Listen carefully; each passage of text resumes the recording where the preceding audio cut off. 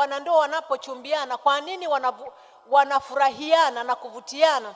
Ni kwa sababu kuna kujitoa. Unakuta mvua inaponyesha, mwanamume yuko tayari hata kuvua koti amfunike mke wake mtarajiwa. Anatoa mwavuli anamfunika, lakini wanapokuwa kwenye ndoa hayaoni tena, hamna kujitoa.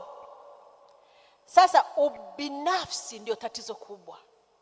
Yaani ubinafsi ni kinyume cha upendo. Ubinafsi ni kusema mimi kwanza, nahitaji kupendwa, nahitaji kutoshelezwa, nahitaji mahitaji yangu kwanza, naangalia humu na faidi nini.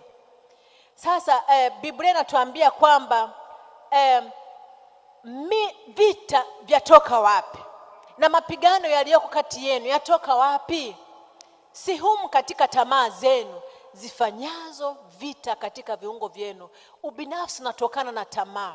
Ubinafsi ni kutojali. Ubinafsi ni kutothamini mahitaji ya mwenzi wako.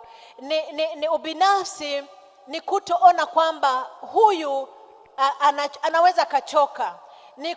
Ni kuangalia kwamba mimi nitafaidi nini hapa.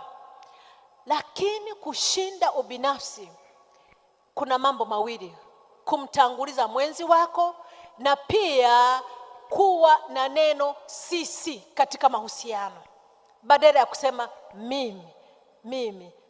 Unajua hatuwezi kushinda ubinafsi kirahisi. Ukitaka kujua kwamba mwanadamu ni rahisi kuwa mbinafsi kuliko kuwa na upendo, angalia watoto wadogo.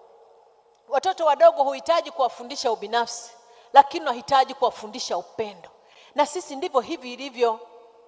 Ni rahisi kuhitaji kujitumikia sisi, lakini katika mahusiano ubinafsi unapotangulia unavunja ndoa. Na Biblia inatuambia kwamba katika Warumi 5 fungu la kwanza na la pili kwamba sisi tulio na nguvu imetupasa kustahimili udhaifu wa wanyonge, wala tusijipendeze nafsi zetu. Kila mmoja wetu ampendeze jirani yake kwa wema ili kumjenga. Na zaidi ya yote, pendaneni kwa moyo mkunjufu, kwa maana upendo hustiri wingi wa dhambi.